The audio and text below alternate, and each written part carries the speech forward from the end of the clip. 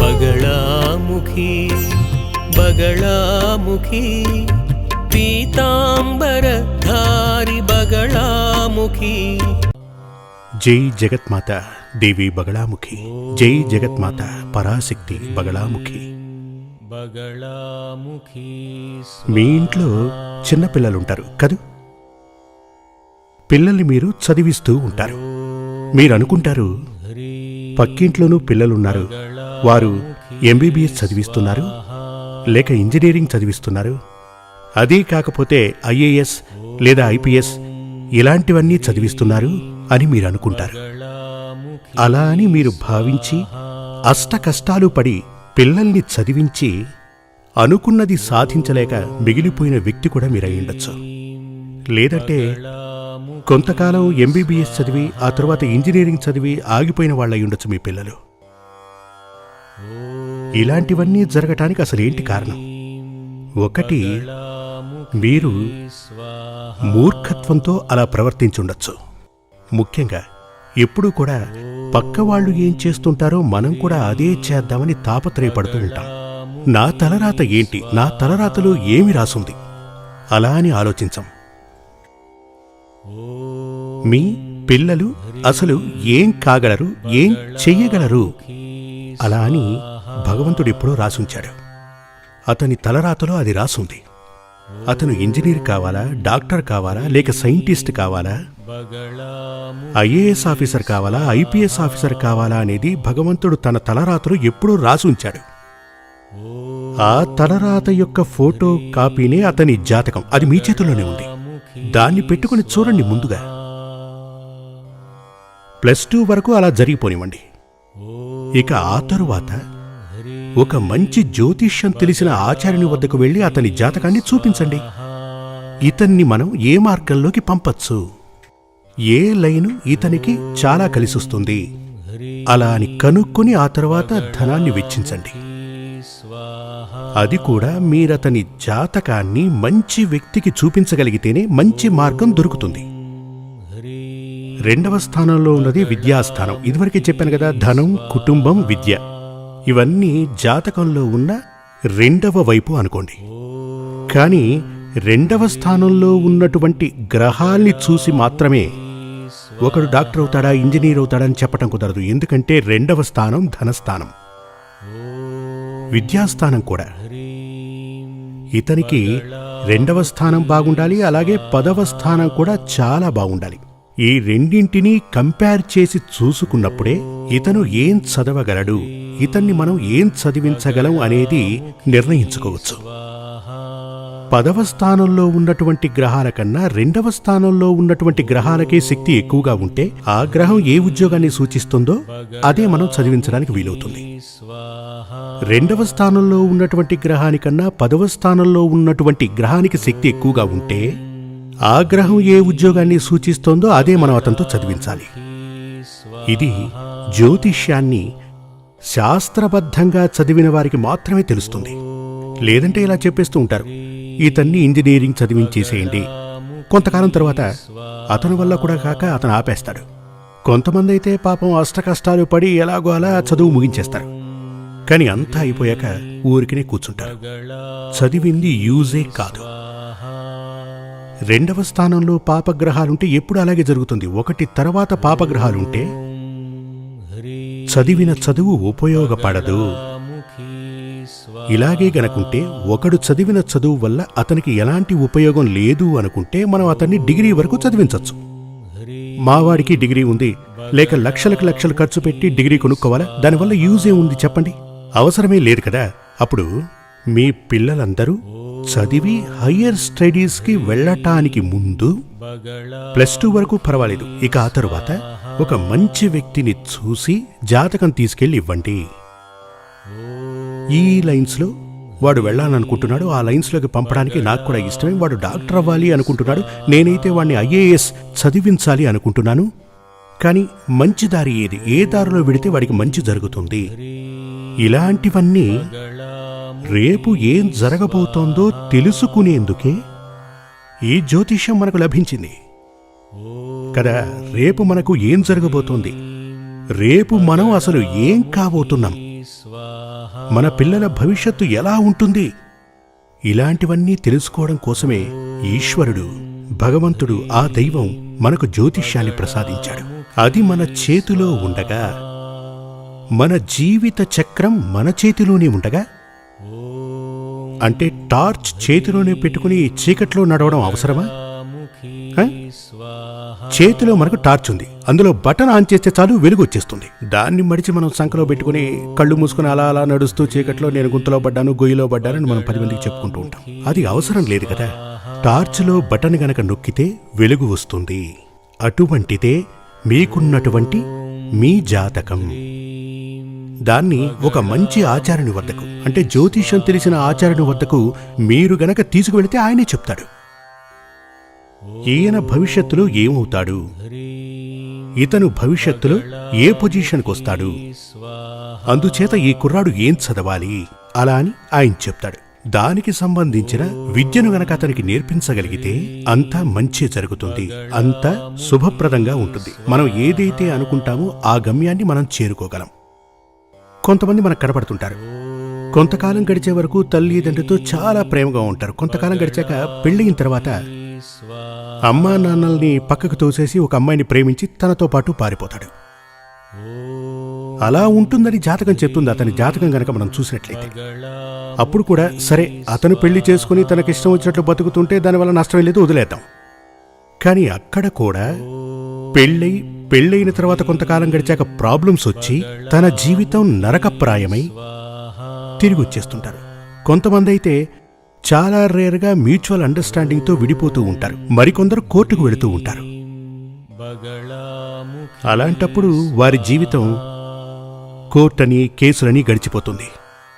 అంటే చదువుకోవలసిన సమయంలో లవ్ చేసి పెళ్లి చేసుకుని జీవితం నాశనమైపోయి, జీవితంలో అనేక సమస్యలు వచ్చి, ఉన్న ఉద్యోగము, ఇల్లు అన్నీ పోయి రకరకాల కష్టాలొచ్చి, చూడండి, మన జీవితంలో చాలా ముఖ్యమైన స్టేజ్ యవ్వనం మాత్రమే. ఆ యవ్వనం కోర్టు కేసుల్లో నలిగిపోతుంది. ఇలాంటివన్నీ జరగకుండా ఉండాలి అంటే మీ సంతానం, మీ పిల్లలు సరైన మార్గంలో నడిచి తీరాలి అంటే తప్పకుండా మీరు వారి జాతకాన్ని చూసి ఒకటి వారికి అడ్వైస్ చేయండి. మీరు అడ్వైస్ చేశాక వారు వినలేదు అంటే దానికి కావాల్సిన పరిహారాలు చేయండి. పునర్వివాహ యోగం అంటూ ఉంటే ఖచ్చితంగా దాన్ని తప్పించవచ్చు. పునర్వివాహము అంటే ఒక పెళ్ళి, దాని నుంచి విడాకులు తీసుకుని మళ్లీ పెళ్లి చేసుకోవడం కాదు. ఒక ఇల్లు కొనుక్కున్నవాడు మరొక ఇల్లు కొనుక్కోవడం చాలా మంచి విషయమే. ఒక కారు ఉండగా మరో కారు కొనుక్కోవడం చాలా మంచి విషయమే. కానీ ఒక పెళ్లి జరిగిన తర్వాత ఒక భార్య ఉండగా మరో పెళ్లి చేసుకోవడం నరకప్రాయమే. ఒకసారి పెళ్లి జరిగితేనే నరకం అని చెప్పచ్చు, రెండవ పెళ్లి అంటే జీవితం నాశనం అయిపోయినట్టే. ఇప్పుడు అలాంటివి జరగకూడదు. మన పిల్లలు సంతోషంగా ఉండాలి. కూతురు ఎవరితో అయినా పారిపోయి 10 రోజుల తర్వాత ఓకే, నువ్వు నాకు నచ్చలేదు, చాలామంది అలా చేస్తున్నారు ఇప్పుడు. అలాంటప్పుడు పిల్లకి అడ్వైస్ చేయండి. మీ అడ్వైస్ గనక వినకపోతే తన జాతకంలో ఉన్న దోషాలకు పరిహారం చేయండి. దానికి మీరేం చెయ్యాలంటే మంచి ఒక తంత్రికుణ్ణి చూసి, అంటే తాంత్రిక విద్య తెలిసిన వాణ్ణి చూసి మాంగళ్య దోష పరిహారం చేయించాలి. స్వయంవర హోమం, స్వయంవర యంత్రం. మీ అబ్బాయికి అలా ఉంటే గనక కళత్ర దోష పరిహారం చేయించాలి. ఒకవేళ అమ్మాయికే ఉంటే పతి దోష పరిహారం చేయించాలి. ఇవన్నీ చేశాక కూడా తను ఉండలేదు అంటే తప్పకుండా తనని వశంలోకి తీసుకోవాలి. సంతానవశ్యం. ఇవన్నీ కూడా తాంత్రికం ప్లస్ జ్యోతిష్యం, ఈ రెండూ తెలిసిన వ్యక్తికే ఇలాంటివన్నీ తెలుస్తాయి. ఒక డాక్టర్కి ఈ వ్యాధి ఏమిటో చెప్పగలిగే తెలివితేటలుంటే సరిపోదు, ఆ వ్యాధికి కావలసిన మందులేమిటో చెప్పగలిగి ఉండాలి. ఒక వైద్యుని దగ్గరికి వెళ్తాం. వైద్యుడంటే డాక్టర్. ఆయన మనతో ఇలా అంటాడు, మీకు వెన్నునొప్పి ఉంది, అది ఇదంటాడు. అది మనకు తెలియదా? ఆయనే చెప్పాలా ఏమిటి? ఆ నొప్పి ఉండబట్టే కదా ఈయన దగ్గరికి వచ్చాం. అసలు ఈ నొప్పి ఎందుకు వచ్చింది, దీనికి చేయవలసిన వైద్యం ఏమిటి, ఏ మందులు వాడితే ఉపశమనం కలుగుతుంది, దీని నుంచి మనం బయటపడగలము, అది కూడా అతనికి తెలిసుండాలి. అదేవిధంగా మీరు కలిసినటువంటి ఆచార్యుడు కాని, జ్యోతిష్యుడు కాని, ఆ ఆచార్యునికి జ్యోతిష్యం కూడా తెలిసుండాలి. అది మాత్రమే కాదు, అసలు ఈ దోషం ఎందుకని వచ్చింది, దానికి ఎటువంటి పరిహారాలు చేస్తే ఆ దోషం నుండి బయటపడగలము, ఇలాంటివన్నీ మీకు చెప్పగల స్తోమత ఆయనకు ఉండవలెను. లేదా పరిహారాలు చెప్పగల స్తోమత ఉండాలి, ఆ యోగ్యత ఆయనకు ఉండాలి, తెలివితేటలు కూడా ఉండాలి. అటువంటి వ్యక్తిని గనక వెతుక్కుంటూ వెళితే తప్పకుండా ఇలాంటి దోషకాలములలో మీరు నిర్ణయాలు తీసుకోవద్దు, వెళ్ళి గోతిలో పడద్దు అని చెప్తారు. అప్పుడు మంచి మార్గంలో మీ పిల్లల్ని చదివించనవచ్చు. ఇప్పుడు కొంతమంది జాతక ప్రకారం చదువులో కొన్ని విఘ్నాలు వస్తూ ఉంటాయి. అటువంటి విఘ్నాలు గనక ఉంటే దానికి పరిహారం ఉంది. సరస్వతీ యంత్రం కట్టుకోవలసి ఉంటుంది. తాయెత్తుల బ్రహ్మీకృతం నెయ్యితో జపం చేయవలసి ఉంటుంది. కానీ కొంతమంది మీతో చెప్పుంటారు, మీరు కూడా టీవీల్లోనో పేపర్లోనో చూసుంటారు, చదివుంటారు కూడా. విద్యా విజయప్రద యంత్రాన్ని గనక ధరించారంటే అతను విద్యలో విజయం సాధిస్తాడు అంటారు. అలాంటివేం జరగవు. ఒకడు పరమదరిద్రుడిగా బతకాలని జాతకంలో గనక రాసుంటే మీరతనికి వేల కొద్ది తాయెత్తులు కట్టినప్పటికీ అతను దరిద్రుడుగానే బతుకుతాడు. ఒకడు మూర్ఖుడుగానే ఉండాలి అలా అని చదువేరాని మూర్ఖుడని జాతకంలో ఉంటే మీరు వేల కొద్దీ సరస్వతీ యంత్రాలు కట్టి చూడండి, ఏం ఉపయోగం లేదు, అలా పడి ఉండాల్సిందే. కానీ ధనభాగ్య యోగం ఉన్న కొంతమందికి కొన్ని కష్టాలు ఉన్నాయి అంటే దాన్ని మార్చే అవకాశం ఉంది గనక కొన్ని పరిహారాలు చేయొచ్చు.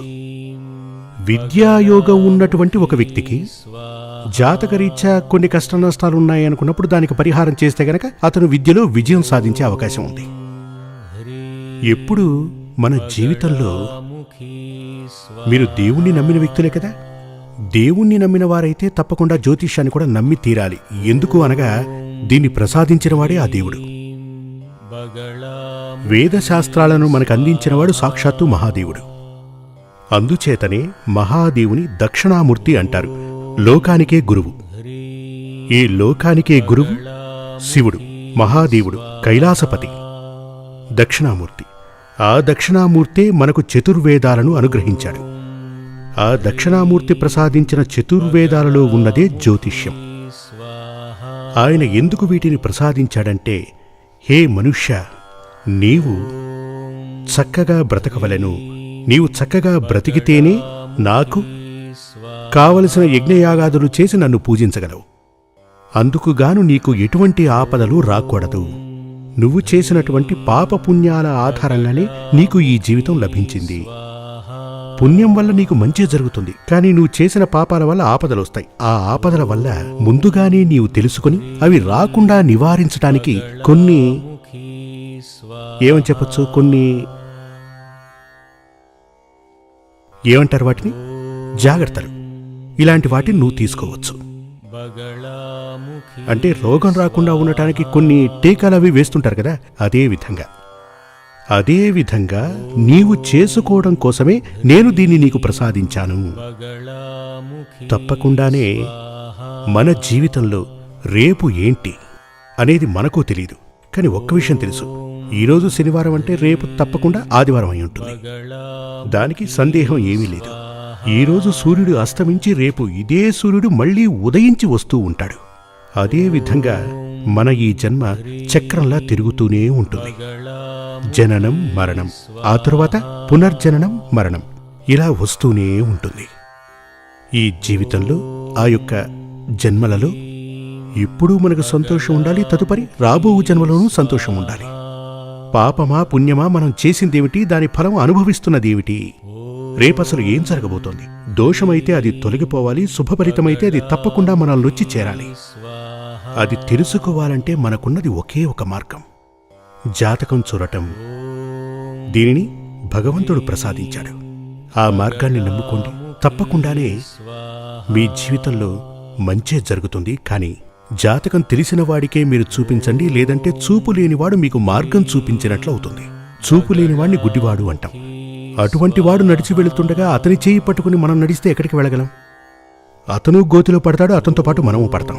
అందుచేత శాస్త్రాలు తెలిసిన ఆచార్యుని వద్దకు అభయం కోరి వెళ్ళండి. వారు మీకు మంచి ఉపదేశాన్ని ఆదేశిస్తారు. ఆ ఉపదేశాన్ని మీరు గనక పాటిస్తే జీవితంలో ప్రశాంతత ఉంటుంది, సంతోషం ఉంటుంది, ఆనందం ఉంటుంది. జై జగన్మాత దేవి బగళాముఖి. సమస్త భక్తానాం సర్వాభీష్టం సాధయ సాధయ హ్రీం ఓం స్వాహ.